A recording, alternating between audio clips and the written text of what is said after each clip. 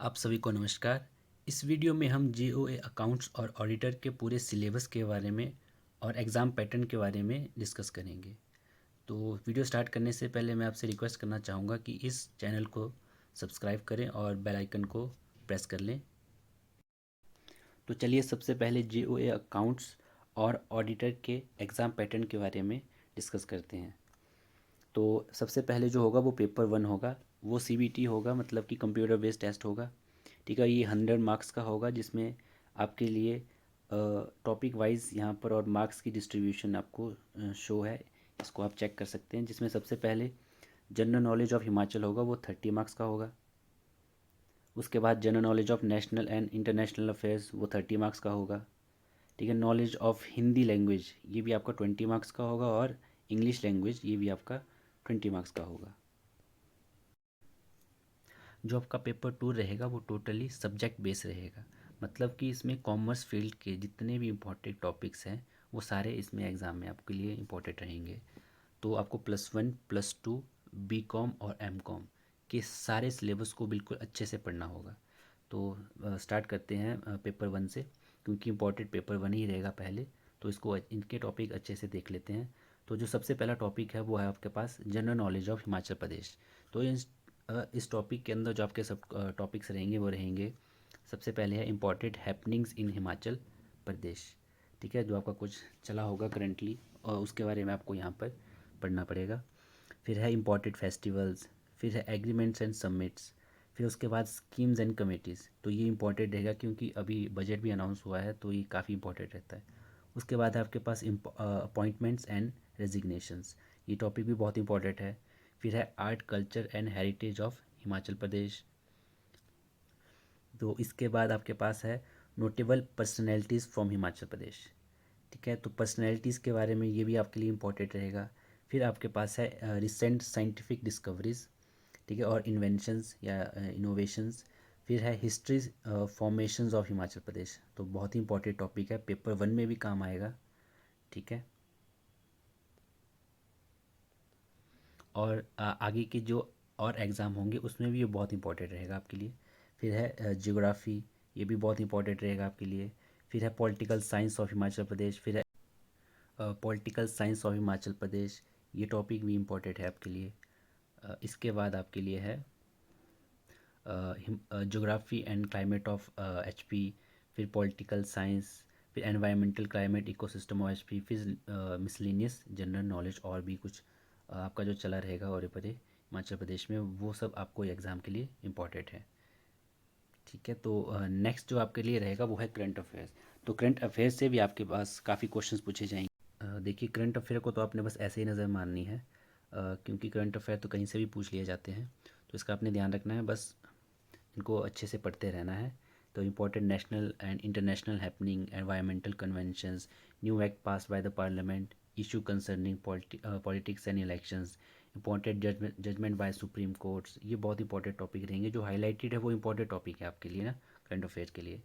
तो नेक्स्ट जो आपके पास है रीजनिंग का है। तो रीजनिंग में भी काफ़ी इंपॉर्टेंट टॉपिक्स रहेंगे। तो इन टॉपिक्स को आपने बहुत अच्छे से कवर कर लेना है। इन सभी टॉपिक्स को आपने ध्यान से पढ़ना है और हर एक चीज़ को अच्छे से रिवाइज भी कर लेना है। और रीजनिंग के बाद आपके पास है जनरल साइंस। जनरल साइंस में यूनिट एंड डायमेंशंस, मतलब basically 7th 8th 9th and 10th तक जितनी आपकी साइंस रहेगी वो आपने अच्छे से इंपॉर्टेंट चीज़ें पढ़ते रहना है। फिर आपके पास है लॉजिक्स, ये भी आपका रीजनिंग का ही टॉपिक रहता है, तो इसमें आपने पजल्स, इनपुट आउटपुट, ठीक है, ये सारी चीज़ें अच्छे से पढ़ लेनी है एक बार। ठीक है, फिर लास्ट बचता है आपके पास सेकंड लास्ट बचता है आपके पास जनरल इंग्लिश, और उसके बाद है जनरल हिंदी। तो हिंदी और इंग्लिश ये इंपॉर्टेंट रहेंगे आपके लिए। ठीक है, तो ऐसा नहीं करना है कि हल्का हल्का पढ़ लिया, और क्योंकि ये क्वालिफाइंग नेचर का एग्ज़ाम है, पर हो सकता है कि आप क्वालिफाई ना कर पाओ, तो अच्छे से करना है कि हिंदी और इंग्लिश को बहुत ही अच्छे से पढ़ना है। ठीक है, क्योंकि यही वो टॉपिक्स रहेंगे जो जिसके थ्रू आप बहुत अच्छे मार्क्स ले सकते हो। देखिए, कभी भी लैंग्वेज को मतलब लाइटली नहीं लेना है, क्योंकि लैंग्वेज ही हमारे पास स्कूल टाइम से आप देख रहे होंगे कि सबसे इम्पोर्टेंट चीज़ जो रहती है हमारी लैंग्वेज ही रहती है। अगर आप अच्छे से लैंग्वेज पढ़ोगे तो बाकी सब्जेक्ट्स अपने आप अच्छे हो जाते हैं। तो लैंग्वेज के इन टॉपिक्स को लाइटली मत लेना, बहुत अच्छे से पढ़ना। देखिए क्वालिफाइंग नेचर का एग्ज़ाम है तो इम्पोर्टेंट रहेगा आपकी लैंग्वेज, बहुत अच्छी लैंग्वेज पे कमांड अच्छी होनी चाहिए। ठीक है, तो लैंग्वेज में आपके पास हिंदी में आपके पास इंग्लिश में आपके पास एरर है, फिर थीम बेस्ड क्वेश्चन है, फिर रीडिंग कॉम्प्रहेंशन है, फिर ऑड वन आउट है, सेंटेंस कनेक्टर है, फिल्टर है, सेंटेंस इम्प्रूवमेंट है, सेंटेंस रीअरेंजमेंट है, पैराजम्पल्स है, क्लोज टेस्ट है, ग्रामर है, वोकेबलरी है, cloze test, grammar, vocabulary, one word substitution, idiom and phrases, ये सब टॉपिक्स आपको अच्छे से पढ़ने हैं। फिर हिंदी में आपके पास है कंजक्शन, माफ़ करना ये हमने हिंदी का टॉपिक है, बस हमने लिखे इंग्लिश में ही है। कंजक्शंस आएंगे, टेंसेज आएंगे, फ्रेजल वर्ब्स आएंगे, idioms and phrases, verb, noun, article, voice. तो बस इस टॉपिक जो लिस्ट है आपके पास, इन्हें अच्छे से आपने कहीं नोटबुक में लिख लेना है। तो ठीक है, फिर शुरू करते हैं। सबसे इम्पोर्टेंट जो आपके पास रहेगा वो है कॉमर्स के जो टॉपिक्स हैं।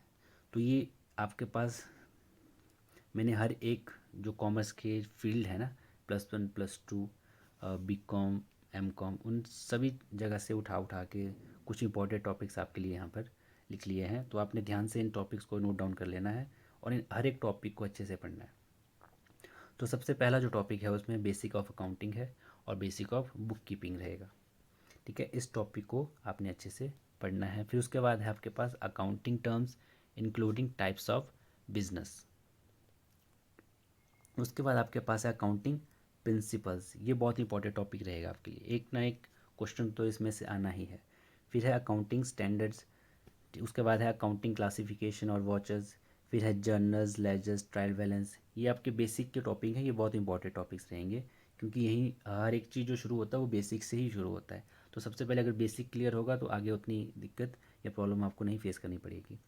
फिर आपके पास सब्सिडाइज बुक्स है कैश बुक के साथ। फिर है bank BRS, bank reconciliation statements.